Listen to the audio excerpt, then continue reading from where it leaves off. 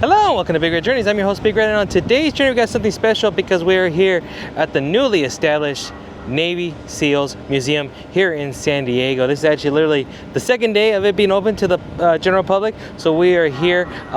So excited to check out a brand new museum. Not often do you get to be here on the opening weekend of a new museum, and this one is very exciting. A lot to be discovered inside there. As you probably know, San Diego has a very rich naval and military history here, and you know, Coronado is one of the training sites for Navy SEALs, so it makes perfect sense for them to have a museum dedicated to the brave men who earned the right to call themselves SEALs. So we're gonna go inside this museum. There's 2 levels to check out a bunch of exhibits, history of the origin of the SEALs all the way to modern day times, and so much more. So if you care to follow me on the journey, let's go.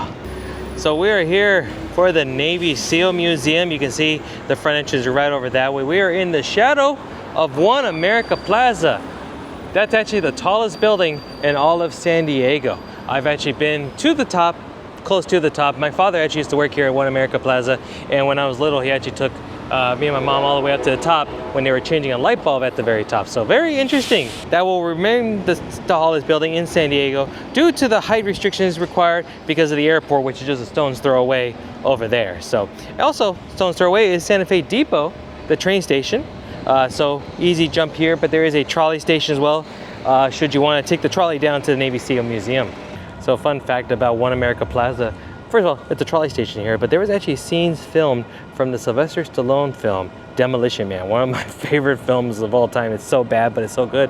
And there's a scene here where there's cars driving, and they used the modern, well at that time, supposed to be futuristic architecture, this metal and kind of sci-fi vibe to it. So yeah, it's a trolley station down here now, but I'm going to insert a little footage of what I'm talking about when you'll see what I mean about the film scene.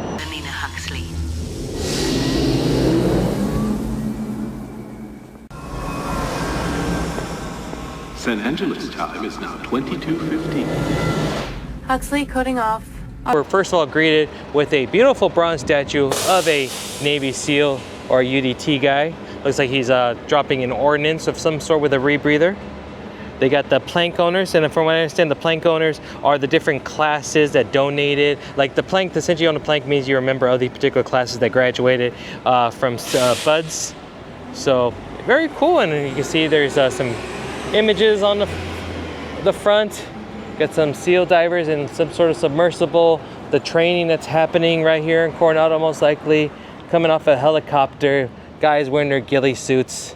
Oh, beautiful picture of SEAL jumpers and Coronado Bridge right below. So cool. But here is the main entrance. So it looks like their hours are Wednesdays through Monday, 10 to 5 p.m. and they are closed on Tuesdays. Recommendation, buy your tickets online. I do believe you do save a couple dollars that way. I believe it's $23 normal general admission, but if you buy it online, it should be $20. Youth is 4 to 12, that's going to be $13. 3 and under is free. Military is free. If you are a military family or dependent, you do get in for $10. They do have group rates as well too, and you can also get private docent tours, but there are docents and volunteers inside, from what I understand, that have lots of knowledge, and some of them are probably most likely, in fact, SEALs or Navy veterans themselves, so full of information. But we're gonna go inside, purchase our tickets, and go check it all out. There's 2 levels, as you can see right here. The first level is gonna be the Quarterdeck. It's a smaller area. There's a theater, the entrance, the store is right here, kind of in this back area. And then you do have the second level, which is the second deck, and that's where the majority of the actual exhibits are going to be located. So anyways, without further ado, let's go inside. Beginning here on the Quarterdeck, what is it like to be a SEAL? We are greeted with, I would have to assume, some legendary men of honor here, some who have received the Congressional Medal of Honor right there, such as Senior Chief Petty Officer Britt Slabinski. The SEAL's ethos: I am that warrior, my word is my bond, I am never out of the fight, my training is never complete. The mentality, both and as well as the physical needs of what are required to become a Navy SEAL. The wall here, I did get some clarification. So these are all Congressional Medal of Honor recipients who were SEALs on this side of the wall, the first few gentlemen. And then we have those who were SWCC Special Warfare Craft and Crewmen. And these are men who did get the Medal of Honor for their efforts. And then we land up into the Navy SEAL Foundation Theater, where we can see firsthand accounts from actual Navy SEALs and telling them the stories of what it took to become a SEAL. The rigorous training, the hours, the blood, the sweat, and what it takes, how, you know, very few actually graduate through BUDS training. You know, many try to enter, but very few actually complete the whole training. And this is a really, really cool theater with 3 walls and showcasing different videos and photos. Very immersive. You can't just turn inward in the chaos and the misery and the pain. There is the memorial wall. It's an interactive memorial wall that showcases some of those who have fallen in the line of service. But first, let's check out a little bit of this memorial wall here real quick.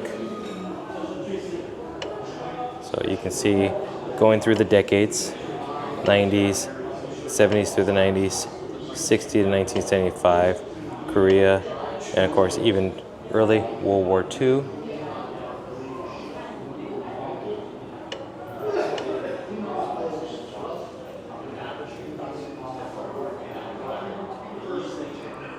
There's a hallway right down here that's got some wonderful photos on both sides. Looks like we got some naval special warfare ships over here on this side.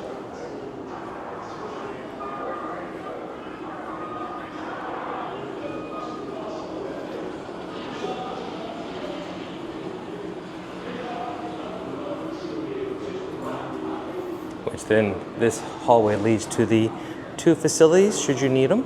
And then on this side, as we go back down towards the elevator, we have actual photos of SEALs in action. Some belonging to the astronaut program. Of course, SEALs would be used for the recovery of the astronauts when they landed in the Florida waters. And even in the training, here's one with the Apollo 1 training, the astronauts of the faithful Apollo 1 mission in the same pool with SEALs. Here's a swimmer rescuing astronauts from the Gemini 5 capsule. After a short elevator ride to the 2nd floor, we are first of all greeted with the VR experience. There is a VR here that you can actually learn how to, well, a simulation of what training is and what it's like to be an actual Navy SEAL. We'll be doing that a little bit later as well too, and you can see they got the Oculus and the vibrational chairs and everything. Pretty cool. But we go to the left, we continue on with the museum. So we got a screen over here that's talking a little bit about the evolution of the SEALs, from his start, his origin, some of the training, 70 plus weeks of training for boot camp to earning their golden tridents. Wow. A timeline in the exhibit, starting with the origins around World War II after the attack of Pearl Harbor and the need for a special type of soldier to go in and, you know, amphibious assaults of sorts on the beaches, you know.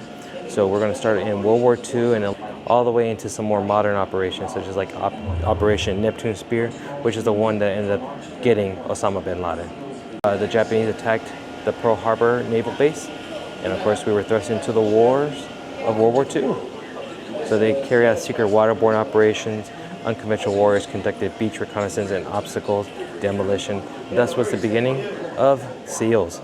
We have some panels here that talk about the early days of becoming a SEAL, early photos of trainings, but they were used to demolish things that were blocking the ways for ships and or others to get through. So hence the term basic underwater demolitions.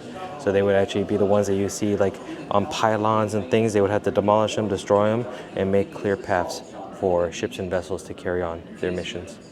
There's a total of 8 different mission screens right here, starting off with Operational Overload, and then you can actually touch the screen to learn a little bit more about the SEALs and their part in these various operations. So you can scroll through and then you can see some old-time photos. There's of course General Dwight D. Eisenhower. And then you can see the demolition unit trained at Fort Pierce, which is in Florida, which is actually the location of the other naval museum, the Navy SEAL Museum. And then they, you know, their goal was to create gaps for assault crafts and soldiers once the invasion began in Normandy. So they actually created obstacles to learn how to dismantle and destroy them in hopes of helping out their fellow soldiers. UDTs saw their first action in the Marshall Islands. So there was the birth of the first U.S. combat swimmers. Here's an example of a UDT member's essentially outfit during World War II, and you can see why they earned the name, the naked warriors, because literally all they came down with, it was just some basic gear. They have a satchel holding maybe some explosives or whatnot. They got their rubber fins, their skitties, a knife to, if they need to untangle themselves, and then just their regular mask up there. Nothing much to it. Next mission here, the Battle of Iwo Jima. Again, you can touch the screen here to learn a little bit more and see some photos. Commanding Lieutenant discussing the importance of Operation on Iwo Jima at the pre-invasion briefing. There's a U.S. Navy ship sailed past Mount Suribachi on the southern tip of Iwo Jima, which I believe is the mount in which they actually planted the very famous Iwo Jima flag. And here you see there some U.S. destroyers are preparing the island for the arrival of some UDT guys to go on because they're going to do a pre-invasion bombardment of the island to help clear the way for the UDT guys to do their work. You can even see kind of like the attack plans that they had here. So they had the highland hopping that they did, making their way up to Iwo Jima. Of course, that was a very important refueling landing strip area so that the planes and the bombers can make their way over, obviously, to Japan as their final destination. Hence why Iwo Jima was so very important to the advancement. There's various airfields that were on Iwo Jima. And in the radar defenses they had. After World War II, we of course enter into the Cold War, our battle with Russia and other political enemies. So, of course, Soviet Union and the U.S. became locked in a political and ideological struggle. So secretive operations that the SEALs and UDT guys would be able to do were quite crucial. So you can see some more UDT swimmers being trained here, launching into water from a rubber rafter in a training exercise. And here you go, pulling a rubber boat ashore after destroying a North Korean minefield. We have the UDT ambushed in Yaosu in Korea. So here we're talking about the 38th parallel. Of course, that's the border between North and South Korea now, the demilitarized zone. A column of troops in an armored 1st Marine Division moving through communist Chinese lines, obviously sometime during the winter. And George Atchison with Chon Do-yeon, a Korean interpreter who was later KIA. You can talk about the 38th parallel dividing North and South Korea, the North Korean attacks. Eventually, at one point in time, North Korea, with the help of China, was pushing all the way down the South Korean American lines, all the way down to the point that Korea was almost completely lost, except the U.S. and the UN had a counterattack, which ended up pushing the communist military further up there, and eventually was a battle of stalemates that eventually caused the 38th parallel to be divided. We even have, this display was made possible by Jim Lavore, Buzz Class of 49 SEAL Team 1, and I'm assuming maybe this is a case of a uniform he would probably wear, or a dry suit essentially, a big piece of rubber. They tie it off at one end right there. You can see a bunch of rubber bands twisting and tying. There's latex rubber all around, and he still wears basic knife, some weight to keep him down. Got some Churchill swim fins here, and you can see an actual underwater detonator right there too that they can attach some explosive to. Just to clarify what the difference of a UDT to the SEALs, UDT was the original name for essentially the modern day SEAL, but it wasn't until JFK, President John F. Kennedy in 1961 asked for the establishment of special warfare capabilities, in which the U.S. Navy had already identified the UDT teams for their speed, mobility, and tactics, and essentially formally established the Sea, Air, and Land SEALs Team 1 and 2 at Coronado, California, and Little Creek, Virginia. The original SEALs team started with just 10 officers and 50 enlisted men from the UDTs. There's the very first members or plank owners of SEAL Team 1 in 1962. President John F. Kennedy greeting newly formed SEAL members aboard the USS Northampton in 1962. Now we have the upcoming crisis with the Vietnam War. So of course, now tensions are rising in Southeast Asia as North Vietnam is starting to turn communist, and they're worried that if South Vietnam falls, that other countries around that area would then fall to communism. See some SEALs with local guides interpreters in the Mekong Delta, SEAL Team 1 in Vietnam. Shortly after the SEALs become involved in direct action missions. SEAL Team 2 in Mai Tho, South Vietnam in 67. See some SEALs in Vietnam near the Mekong Delta in Vietnam. Viet Cong soldiers moving toward undercovering. And SEAL Team 2 with their mascot as well too. Look at that, a German Shepherd. The 17th parallel dividing North and South Vietnam. You can see where the SEALs were deployed. Quy Nhon, Da Nang, Nha Trang, Cat Lo, areas of combat, demilitarized zone. And of course, as we all know, Vietnam eventually did fall at the end when the US did pull out. So of course, Vietnam to this day is still under communist control. Vietnam War era SEAL in their more obvious jungle camos. You can see the green and brown camos being used. A floppy ghillie hat. They do have a life flotation snorkel vest around them. They got their machine gun, lots of large ammunition calibers on them. They got their UDT duck feet, their boots. And fun thing to actually point out that their pants are actually jeans, believe it or not a standard issue jeans, but were used by SEALs for their durability and rigorous durability in the environment of the jungle. So I did not know that. Another interactive of SEAL Team 1 in Long Phu. This is in the later years of Vietnam, 1970, as we're having political conflict as well here in the United States of the U.S. Wanting to be withdrawn from Vietnam. But Nixon still has yet to do that. There's a Huey helicopter in '68. Helicopters played a very, very huge role in Vietnam. Got a U.S. Navy HAL-3 helicopter in border operations near Can Tho, Vietnam. And members of SEAL Team 1 moved down the Basak River in a SEAL Team assault boat, commonly called a stab, in 1967. Now, you know, with the fall of Vietnam, and now we're going into the 80s, the later half of the Cold War, we're talking about the Navy SEALs efforts. Like it says here, their mission expanded from fighting communism to now hostage rescues, short-term conflicts, and combating the growing threat of international terrorism. So now we're seeing the SEALs as really a special elite squad for doing these special joint operations, like it says right here. We have a Desert Storm SEAL, going away from their greens that we saw in Vietnam to the desert sandy browns and tan colors that you see. Has a gas mask. Of course, there was the fires that would always be lit. You know, you had the burning of fossil fuels that were placed in Kuwait that Saddam Hussein was lighting up as the U.S. was encroaching on his area. Here's one example of those conflicts that the SEALs were utilized in. We had the Operation Urgent Fury, which is the operation in Grenada, an island country just outside of South America, as you can see right there above Venezuela. So SEALs were brought in under command or under order of President Ronald Reagan to, one, gain the radio station, the island's only local radio station, and rescue Grenada's governor. And you can see here at the governor's residence, SEALs protected Governor Paul Schoon, his family and staff from Grenadian soldiers who surrounded the perimeter of the mansion during a 24-hour battle. November 2nd, the fighting ended and the governor rapidly set up a constitutional democracy, a first step in the fall of communism. There's the actual mansion of the governor that the SEALs were protecting. You can see the radio station. Next one here, Operation Gothic Serpent, which was in 1993 in Somalia, the African country. In 1991, Somalia's leader Saeed Barre was ousted, sparking civil war between rival warlords. Somali warlord Mohammed Farah Adid is one of the ones that's essentially taken in charge, rallied to protest UN operations in Somalia. And a helicopter operated by U.S. forces hovered over Mogadishu during the attack on Mohammed Farah Adid.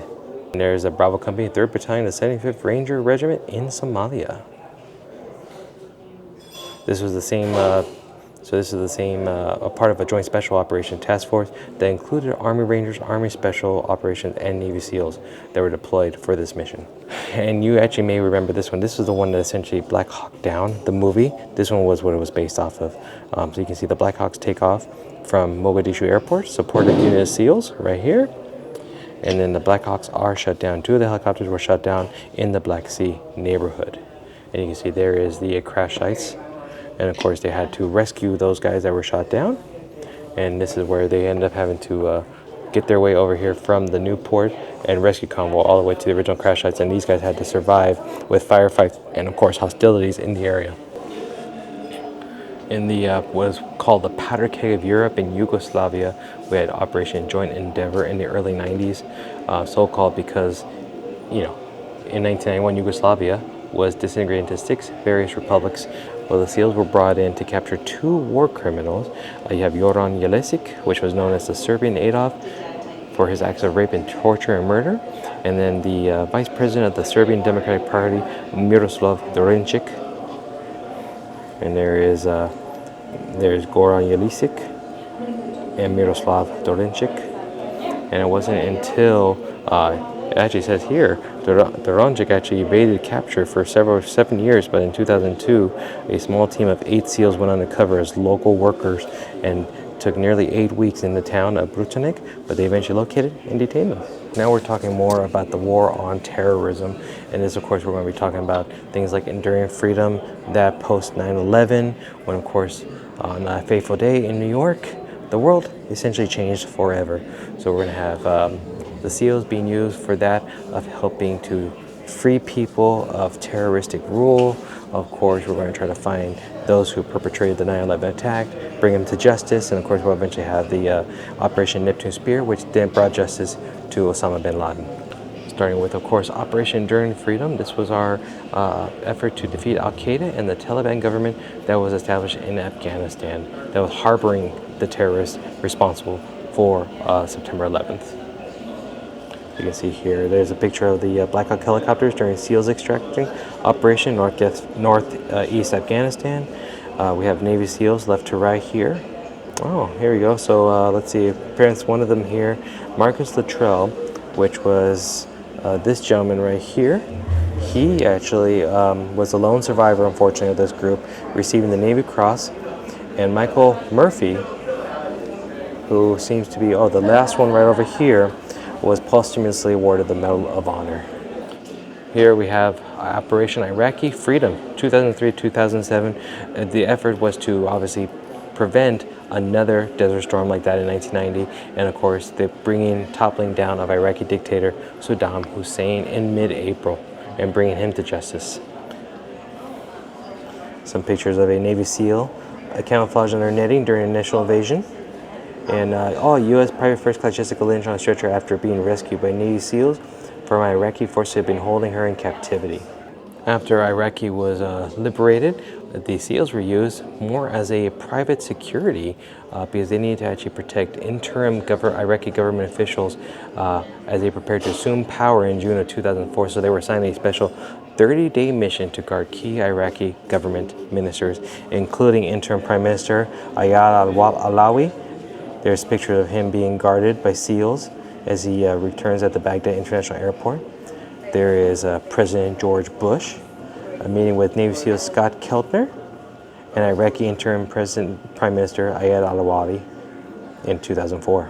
To stop the ongoing attacks of insurgents in the Fallujah area, we had the Battle of Fallujah, where UN and US and British and Iraqi forces were preparing to recapture and secure the city of Fallujah in hopes of securing it for the upcoming election in 2005 to provide a democracy to Iraq and a new government. A SEAL sniper here aiming through a window, preparing for a possible attack.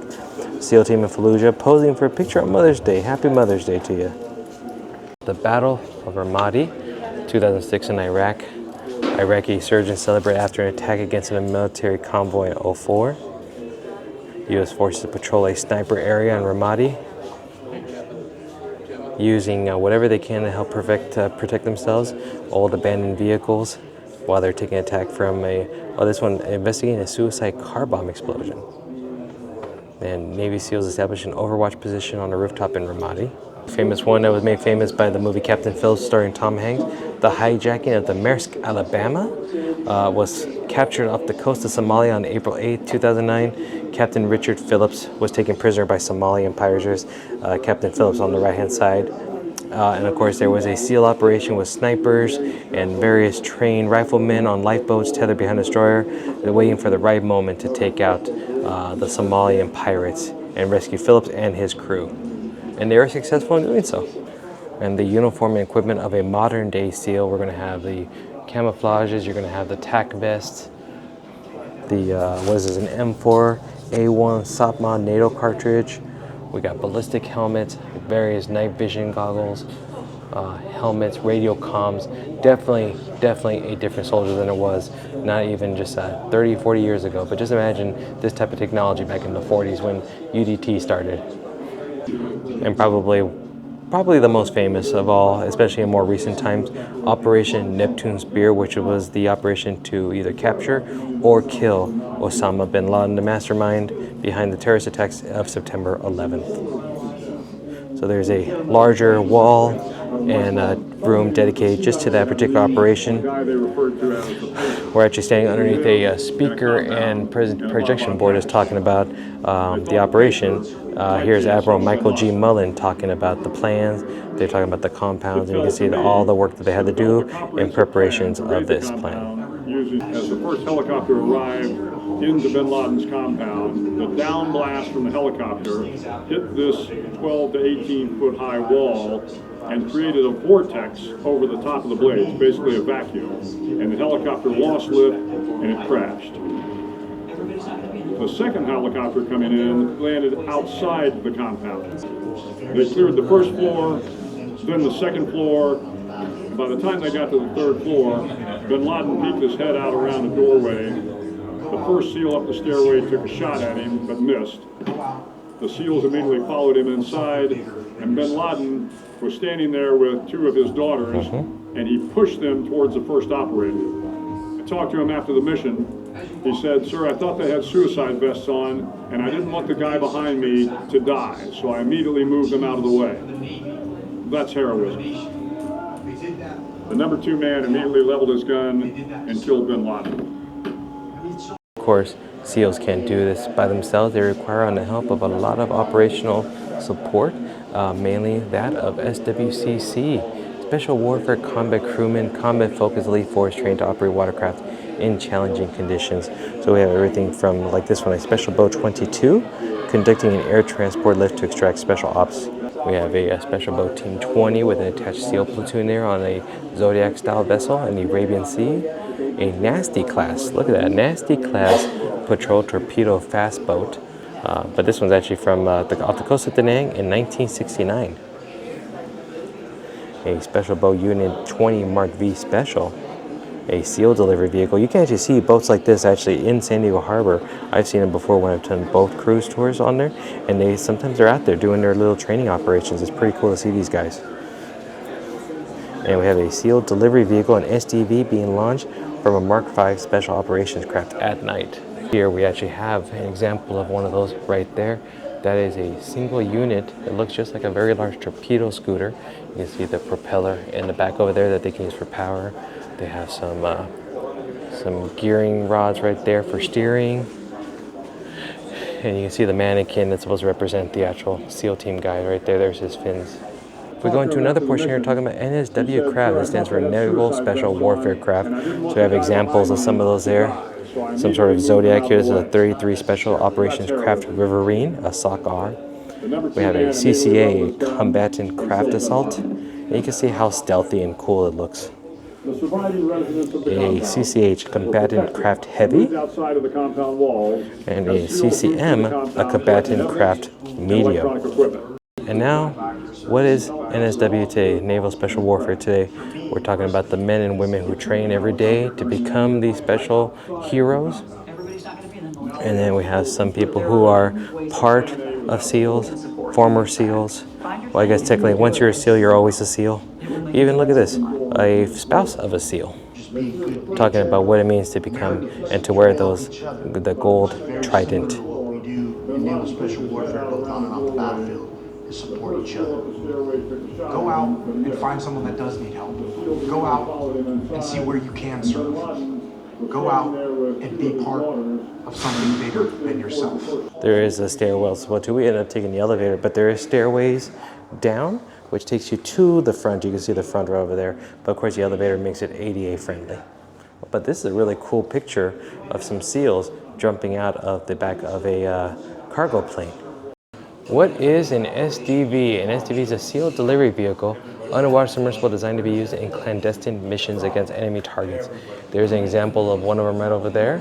Looks like you can actually have a couple of different SEALs in there. There's actually a mannequin popping out as if he's going on his mission. That's pretty cool. So essentially it's like a mini submarine. And apparently you can actually experience what it is to drive one of these guys here in this little simulator. So let's do that. Mission ready. Maintain proper course and depth. Keep those crosshairs aligned. Let's go. Oh, I see. So I gotta get my plus sign to match up with the upcoming plus sign over here. It's kind of cool. And you can see up at the screen right now actually how it looks. So you can use this sonar here to help you steer, but then you can get a good view of how it looks up top. Okay, slightly change in difficulty now. It goes a little faster, and then the steering is not as easy as it was. You kind of move a little bit more now. Current's picking up and pushing us sideways. Get us further from those rocks.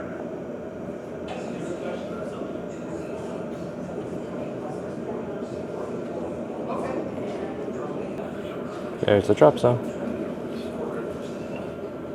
Prepare to launch in 3, 2, 1, go. Sealed the deal. Mission complete. Also in the middle here, they do have some examples of weapons used in the various decades, starting with World War II weapons here. We have a M1 Garand right here in the middle, classic weapon of World War II.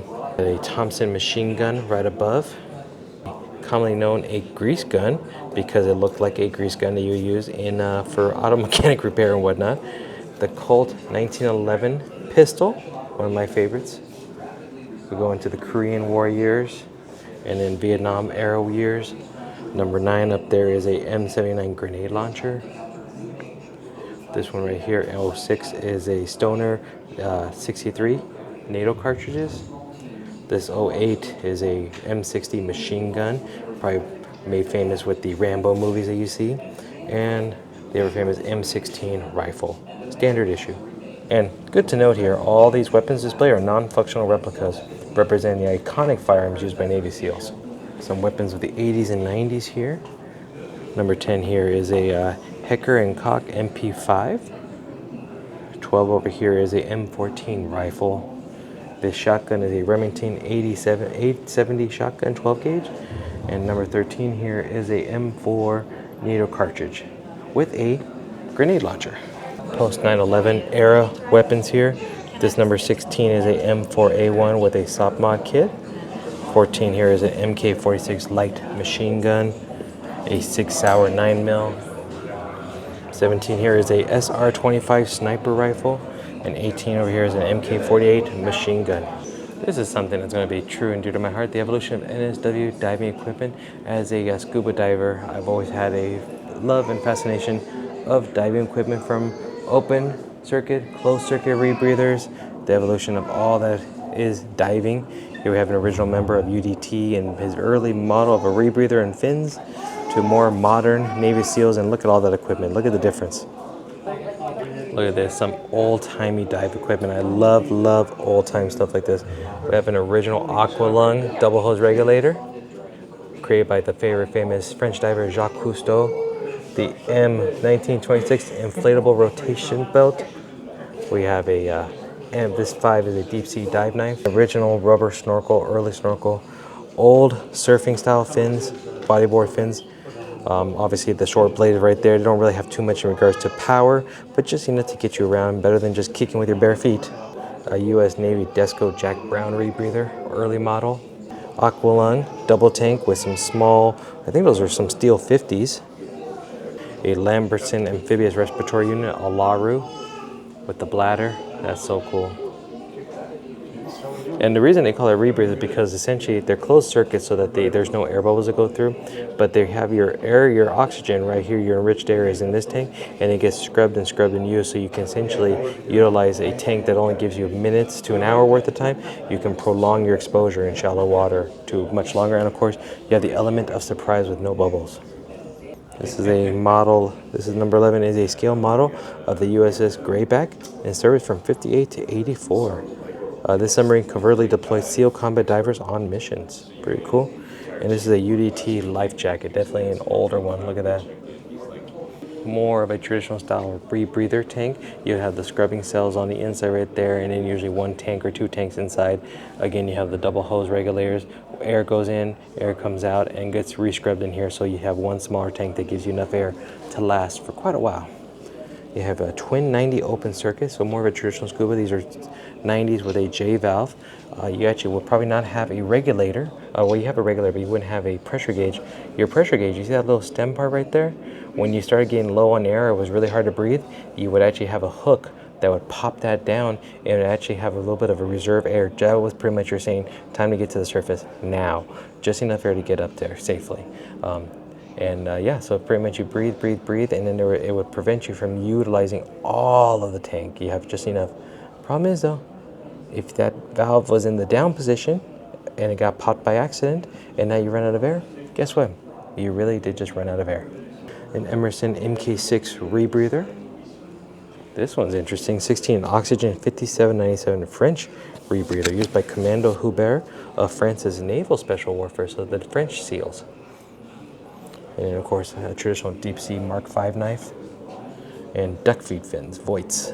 I've had a pair of these before. Stiff as boards. And a Gear life jacket used by combat divers to provide critical buoyancy. You have some Scuba Pro jet fins. I've also had a pair of those before too. A Draeger LAR-V closed circuit rebreather. You have, what is this, an attack board, interesting. Obviously, you have a compass right there on the front to give you directional purpose, but I'm sure you put like some wet notes on there, and I'm sure it's utilized as a tool, right, to help for directional. And then you have a semi-closed circuit scuba right here with some twin tanks. These are 67s, or I forget, I think these might be steel 50s. Very complicated machinery. So we're going to do the Seal VR. This is a chair that actually moves and vibrates, so they got little safety restraints here. And then oxygen does fall down from this cabin should there be an emergency. No? Okay. There is a fan that'll blow on you. Alright, so this right here is how you adjust it. No sound means you're going bigger. The clicks means you're going smaller. Put me to the big size, because I am a big boy. This is pretty cool. I see like I'm at a table here in the front. And you see we got the CO who's telling us what to do here. I gotta do like the other guys here. They're all holding their chest like this. Oh, this is fun. You're all set. One of you in this one right here. And the other one in this one right here. This is about as close to the skydiving I ever want to get to.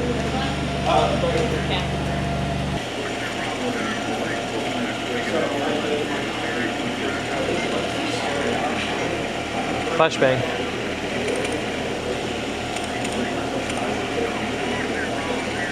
Boink.